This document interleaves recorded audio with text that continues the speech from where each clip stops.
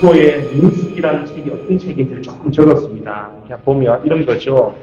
민수기라는 것을 어떤 책인가 많이 표현할 수 있지만 그렇게 적었습니다. 민수기는 이스라엘 백성들이 하나님의 임재의 상징인 성막과 더불어 동행하는 법을 배워가면서 하나님을 알아가는 과정을 기술하고 있습니다.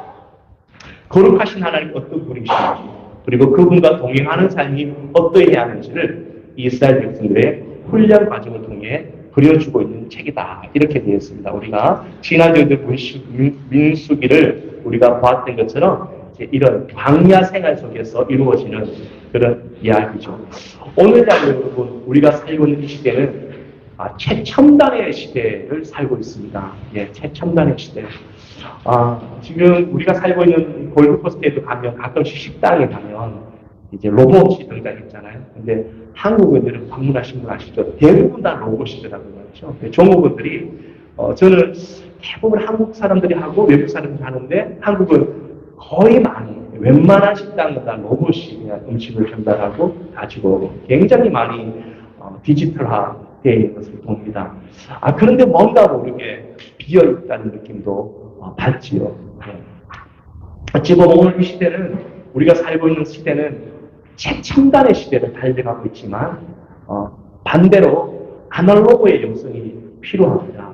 그래서 초대교회에 보면 그 교부들은 가끔씩 광야로 가서 하나님과 나와의 독대하는 시간, 하나님과 나만이 있는 그런 시간을 가졌다고 합니다. 그래서 바로 이게 피정이라고 해서 하나님과 나만이 서 있는 그런 시간을 그들이 가진 것이죠. 우리 성도님들 열심히 살고 우리 청소년들도 열심히 사는데 가끔씩은 하나님과 나만이 가질 수 있는 이런 시간을 가지고 싶죠. 그런데 우리 여성 집사님들하고 나눌 때 가지고 싶은데 안 된다고 이야기를 할 때 좀 어려움이 있었습니다. 광야라는 곳이 여러분 우리가 지난주에 나눴던 것처럼 아무것도 없는 곳입니다. 아무것도 없는 곳. 아무것도 없는 곳인데요. 낮에는 떼양끝이 쪼이고 밤에는 추위가 뼛속까지 스며들고 먹을거리라는 것은 아무것도 없는 그런 곳이죠. 그리고 바위 밑에는 정갈들이 숨어 있어서 물리게 되고 또 모래밭에는 불뱀들이 도사리고 있는 곳. 그게 바로 광야였습니다. 황량한 들판이고요. 이리와 봄이 있고요. 그리고 그 땅은 정말 메마른 땅인데 성경에 말하기를 그 땅이 또 젖과 꿀이 흐르는 땅이다. 이렇게 표현합니다. 참 이제 보는 거죠. 그러니까 보이는 것은 완전 절망이고 보이는 것은 완전히 nothing인데 성경은 그것이 젖과 꿀이 흐르는 땅이다라고 말하고 있습니다. 여러분 모세가 하나님을 어디서 만났냐 하면 광야죠. 다윗이 하나님 어디서 만났냐? 광야입니다. 엘리야가 하나님의 세미한 음성, 그의 영혼을 완전히 새롭게 하는 그 음성을 어디서 들었냐? 광야입니다. 여러분 세례 요한이 어디서 외쳤죠? 광야에 외치는 소리. 세례 요한도 광야에서 그 놀라운 이야기를 외치고 있는 것이죠. 그래서 광야는요, 우리가 지난주에도 이어서 나눈다면 미드바르 하지만 그 드바르 하나님의 말씀이 들려지는 곳이 광야인데 그러나 또 드바르라고 하는 이 말은요 지성소라는 의미도 있어요. 지성소. 지성소 알잖아요. 가장 하나님의 은밀한 하나님 친밀한 곳이 바로 지성소인데 이 광야가 그런 곳이라는 것이죠. 여러분 광야의 삶은요 세 가지의 우리 교훈을 줍니다. 광야를 통과하기 위해서는 이 세 가지가 꼭 필요합니다. 뭐냐 하면요 광야는 머무는 곳이 아니에요. 광야는 중요한 건 광야에서 살아라고 하는 게 아니에요. 주님의 마음은. 광야는 통과해야 돼요. 광야는 지나가야 돼요. 근데 그 광야를 통해서 하나님이 깨닫기를 원하는 하나님의 메시지가 있어요. 메시지가. 여러분 가운데서도 광야를 살는 분도 계시고 또 지났던 분도 계시고 또 만날 분도 계시는데요. 이 광야는 머무는 곳이 아니고 지나가야 되는데요. 이 광야 앞에서 우리가 꼭 기억할 세 가지가 있어요. 뭐냐 하면 첫 번째는요. 광야는 많은 소유의 행복을 찾을 수가 없는 것이에요. 그러니까 광야의 진정한 행복은요. 많이 소유함에 있는 게 아니에요. 오히려 소유하면 소유할수록 광야에서는 더 거추장스러운 거죠. 이 광야에서는요, 얼마나 많은 것을 소유하느냐가 아니라 얼마나 깊은 하나님과의 관계 속에 있느냐가 중요합니다. 예. 오늘 우리가 살고 있는 이 시대는요, 곳곳에서 소유를 외칩니다. 더 많이 가져라, 더 많이 살아, 더 높은 자리로 올라가라고 말하지만 성경은요, 오히려 늘 반대예요. 올라가는데 더 높은 것을 많이 가졌음에도 불구하고 영혼이 텅 비어가고 있어요. 또 현대인들이 또 뭘까요? 그러니까 성경에서 말하는 건 다른 거죠. 성경의 진짜 진리와는요. 광야는 행복한 삶을 살기 위해 많은 소유의 그 행복의 원인이 있는 것이 아니라 깊은 관계에 있다는 것을 말씀합니다. 두 번째, 여러분, 광야의 삶이 주는 레슨이 또 있는데요. 그건 뭐냐 하면요, 우리가 원하는 니드와 우리가 원하는 것과 정말 우리가 필요한 것과의 갭을 발견하는 거죠. 좀 다시 설명할까요? 그러니까 우리가 원하는 것과 정말 우리가 있어야 될 것이 좀 다른 것을 발견하는 거죠. 예. 그러니까 우리는 원하는 것은 이것을 원하고 우리는 원하는 것은 이것을 바라는데 정말 우리가 있어야 될 것은 그게 아닌 거죠. 예. 여러분 자녀를 키우다 보면 그런 건 많이 알 거예요. 우리 아이들이 막 떼쓰면서 엄마 이거 사줘, 아버지 이거 사줘 막 하지만 부모님이 볼 때는 너 지금 그게 필요한 게 아니라 진짜 너 이거 다른 거야. 맞죠? 떼쓰면 어떻게 됩니까? 그냥 두는 거예요. 그거 할 때까지 그냥. 여러분 그런 걸 알잖아요. 하나님도 똑같아요. 하나님은. 우리 광야를 지나가면서요. 니드와 원트의 다름을 아는 거예요. 우리는 하나님 이거 주세요. 이것만 해결되면 될 것 같아요. 이것만 끝나면 될 것 같아요. 또 저 문제만 해결하면 될 것 같고 또 저런 사람만 안 보면 될 것 같고 저런 일만 안 당하면 될 것 같은데 근데 중요한 건 하나님께서 보실 때는 아니야. 지금 그 문제가 중요한 게 아니고 그 사람이 중요한 게 아니고 그 지금 환경이 중요한 게 아니라 너가 지금 진짜 있어야 될 게 뭔지 아니. 그걸 바꾸라는 거죠. 그걸 갭을 우리가 발견하는 거예요. 사실 여러분 해외에 사는 것 자체가 여러분 저는 광야라고 생각합니다. 정말 우리 인생 자체가 광야고요. 해외에 사는 것 자체가 광야 아닙니까? 우리 집사님들 홀로 사실 때 얼마나 화려했습니까? 또 한국에 사실 때 얼마나 화려한 인생을 사셨습니까? 제가 이해하기로는 다 그런 분들이 많아요. 그런데 해외에 와서 또 결혼하고 아이를 놓고 살 때 전혀 안 맞는 거죠. 안 맞는 거죠.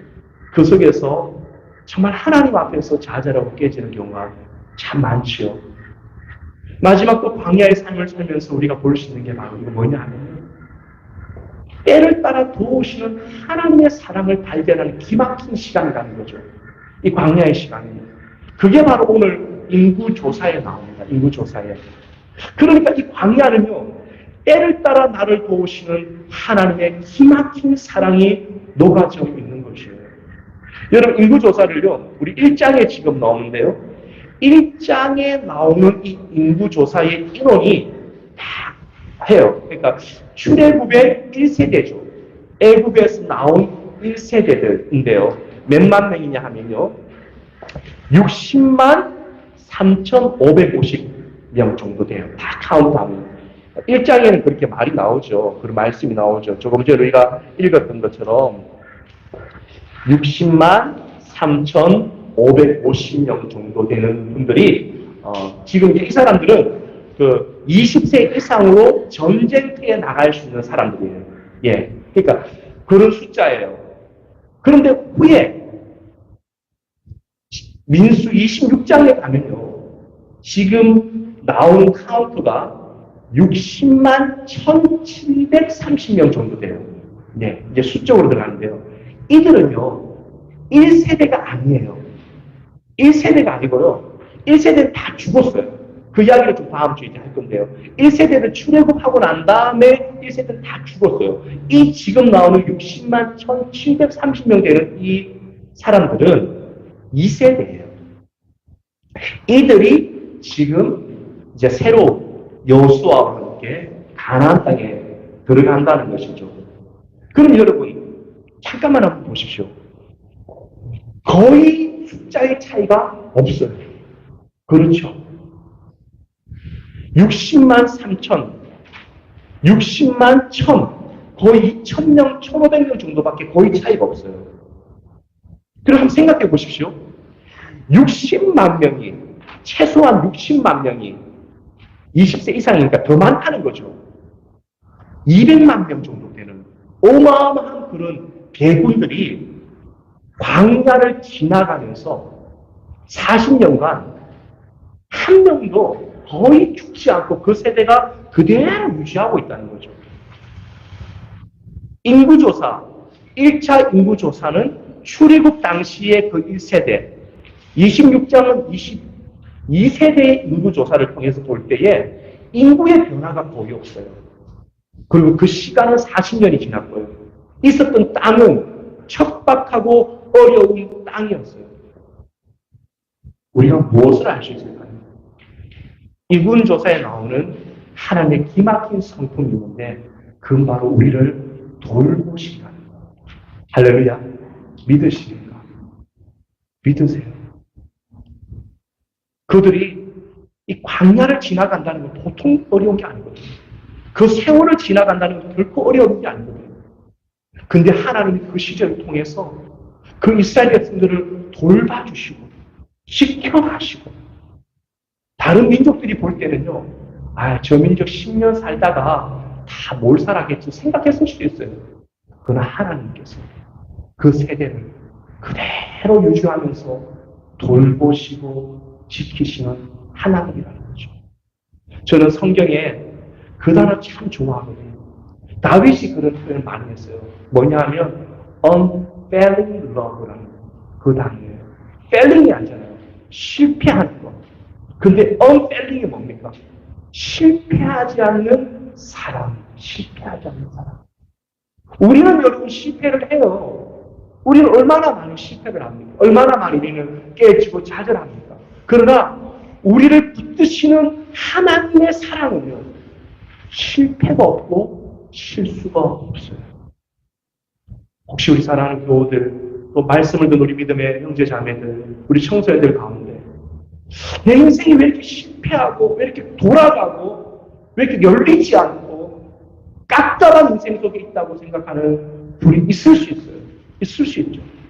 그리고 내 인생은 항상 광야고 항상 내 인생은 바닥인 것 같지만 여러분, 저는 이 시간에 여러분의 눈이 이스라엘 백성들을 40년간 1세대도 지키셨고 2세대도 지켜내셔서 하나님의 역사를 이루시는 그 하나님의 신실하심, 하나님의 돌보심을 눈뜨는 이 아침이 되기를 주님으로 축복합니다. 우리 말씀 한 절만 더 보도록 하겠습니다. 민수기 23장 말씀입니다. 민수기 23장 19절 한번 보겠습니다. 같이 한번 찾아보겠습니다.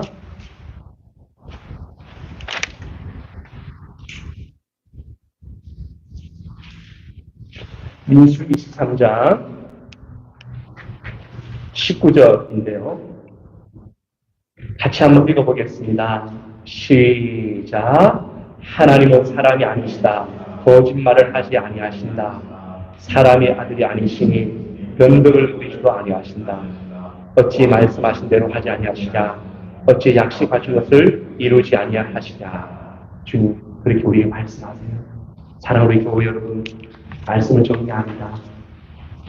우리의 모든 인생이 광야와 같습니다. 우리의 모든 삶이 또 그럴 때가 많아요. 이거는 환경을 뛰어넘는 것 같아요. 때로는 우리의 마음이 광야할 때도 있고 우리의 상황이 광야할 때도 있고 때로 우리의 영혼이 광야할 때가 있어요.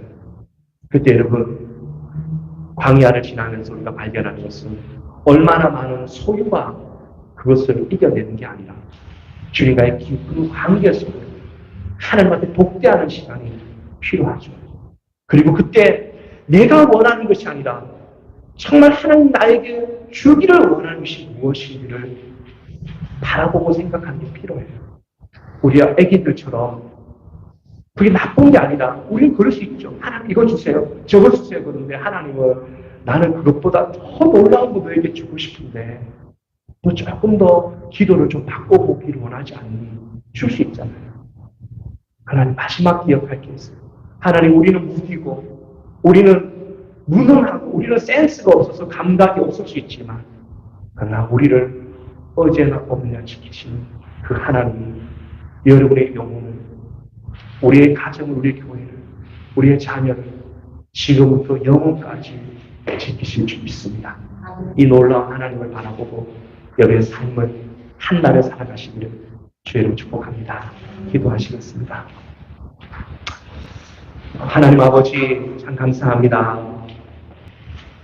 이스라엘 백성들 정말 대군들입니다. 정말 많은 200만에 가까운 그런 인구들이 지나갈 때에 이방 사람들은 저 민족이 한 10년은 견딜까? 한 5년은 견딜까? 생각했을 수도 있을 겁니다. 그러나 1세대의 카운트와 2세대의 카운트에 별로 차이가 없습니다. 그들은 신발을 3켤레, 4켤레 가지고 있던 거 아니고 옷이 3벌, 4벌 있었던 것도 아니라 하나밖에 없습니다. 이거 떨어지면 끝나는 것입니다. 그러나 하나님은 그들을 보호하시고 지키시고 때로는 건져내셨습니다. 그래서 하나님의 신실한 약속을 이루어 가십니다. 하나님, 이 아침에 우리의 눈이 우리의 문제에, 우리의 상황에 함몰되지 않기를 소망합니다. 우리가 참 그런 모습이 참 많습니다. 우리의 연약함 때문에, 우리의 연약함과 우리의 약함 때문에 우리 문제와 우리 상황과 우리 약점에 그냥 함몰되어 하나님의 그 힘을 놓칠 때가 참 많습니다. 하나님의 아침에 우리의 눈을 들기를 원합니다.